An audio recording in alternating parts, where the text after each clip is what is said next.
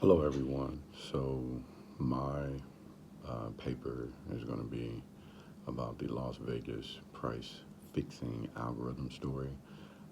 Apparently, a few hotels in Vegas have been conspiring to use a certain, I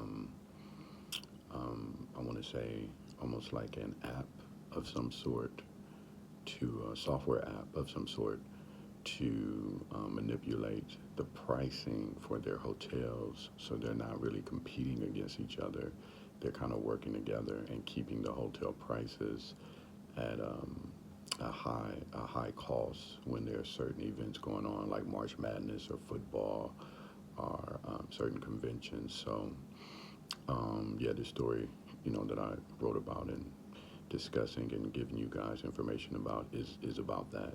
It has to do with the hospitality aspect of class. So, we'll get right into it. Like I said, it's about hotel prices, computer algorithms, and what the federal government is calling potential illegal price fixing on the Vegas Strip. Um, and it has to do, of course, with the hotel rooms going up in price. March Madness, major boxing matches, championship games. And it turns out, it might not all be about supply and demand. According to the federal lawsuit, the biggest hotels in Vegas, they may be working together to keep the prices potentially, artificially high, which is bad for the customer because when you go to Vegas, you want to get the best deal as possible. You're going to already be spending money on food and shopping and just having a good time. So this is something that actually four major hotels who've been charged with this violation. There's Caesars Entertainment, MGM Resorts, The Wynn, and Treasure Island are all being sued for allegedly using the computer software Rainmaker, from what I understand, to coordinate their room prices. So they're not competing against each other. Basically, it's your typical price fixing scheme where executives, you know, they're not meeting in a back room. They're using this algorithm price fixing. It's kind of like artificial intelligence to avoid competing with each other. A little bit about the software. The software, is called Rainmaker. And according to the lawsuit, it's used by at least 90% of the Vegas Strip hotels. I wish I would have known that because I'm going on Priceline thinking that I'm getting like the best value because now I've traveled quite a bit during COVID. And it's like, okay, I want to travel. Prices on the hotels should be low because, of the risk of COVID at the time. But, I felt safe still traveling. And you go on Priceline and you think, well, the numbers, the price is going to be low, but in some instances they were kind of high. So, yeah, they're using, like I say, they're using this algorithm app to kind of figure out how they can still have prices at a premium high level. Um, allegedly it works, instead of each hotel, independently deciding what to charge for rooms, they feed all their pricing data into the same system and then the algorithm tells them what the rates to charge, rates designed to maximize the profits across the entire market, so they're not competing, not to compete, for your business. So basically, all the hotels are like, hey, we need to get as many people in Vegas as possible, so let's just all work together. And that's what it was about. Um, basically it kind of works this way as well. Like in a competitive market, say, take for instance, MGM Grand has empty rooms. They might lower the prices, to attract customers away from Caesars. But if both hotels are using the same algorithm, that tells them to keep the prices high, you lose the competition, so you pay more. And I guess the hotels were splitting the extra profits. I'm not really sure how that works, but that's what they were doing.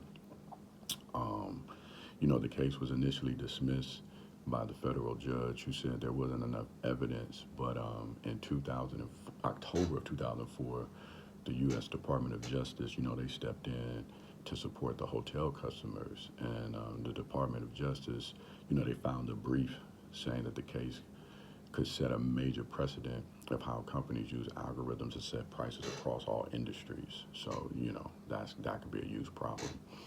Um, when the Department of Justice get involved with a case like this, it signals they think the implications go far beyond Vegas hotels.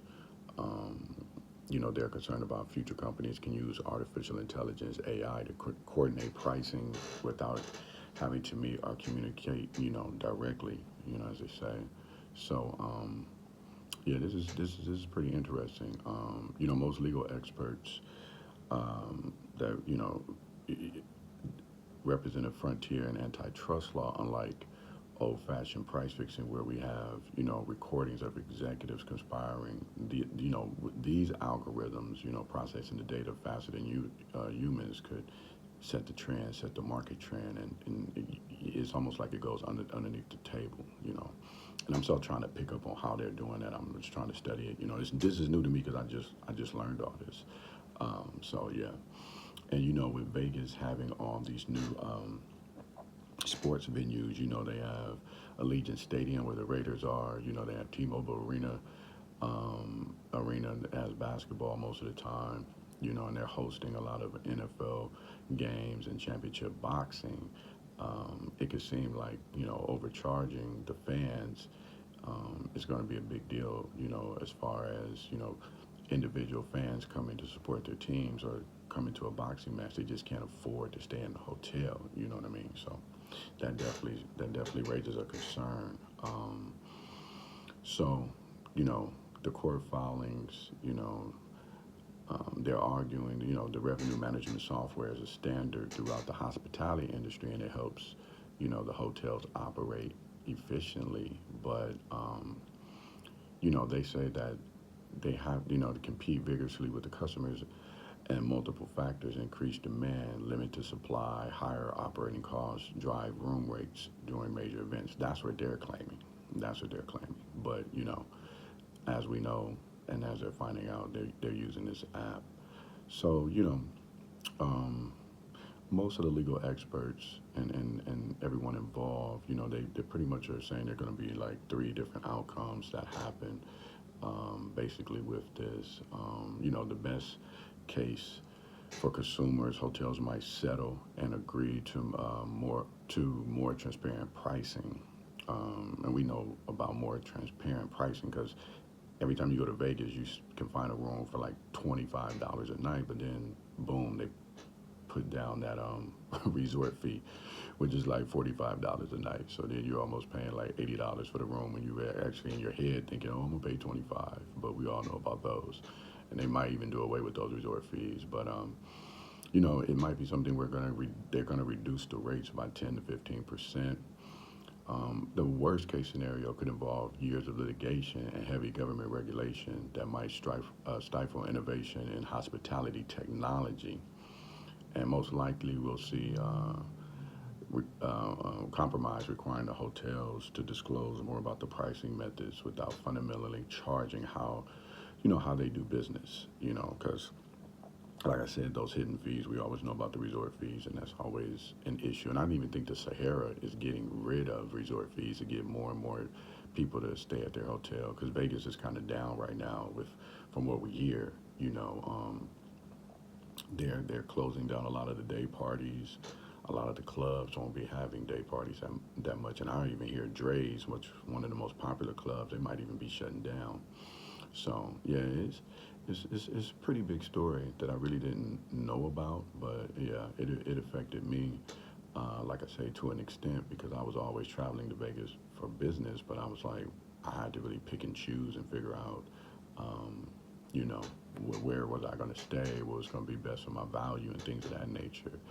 Um, so it looks like over the next 18 to 24 months, as the case moves through the federal appeals court, millions of travelers or fans will be watching to see whether Vegas hotel bills reflect the true market competition, or the algorithm coordination that puts corporate profits, pretty much ahead of consumer fairness, and the consumer really being the focal point of going to Vegas, having fun, and having a nice, individual or family experience. So Yeah, we'll wait and see. But yeah, I encourage everybody to kind of look into it, and see what might happen with these hotels and these hotel rates.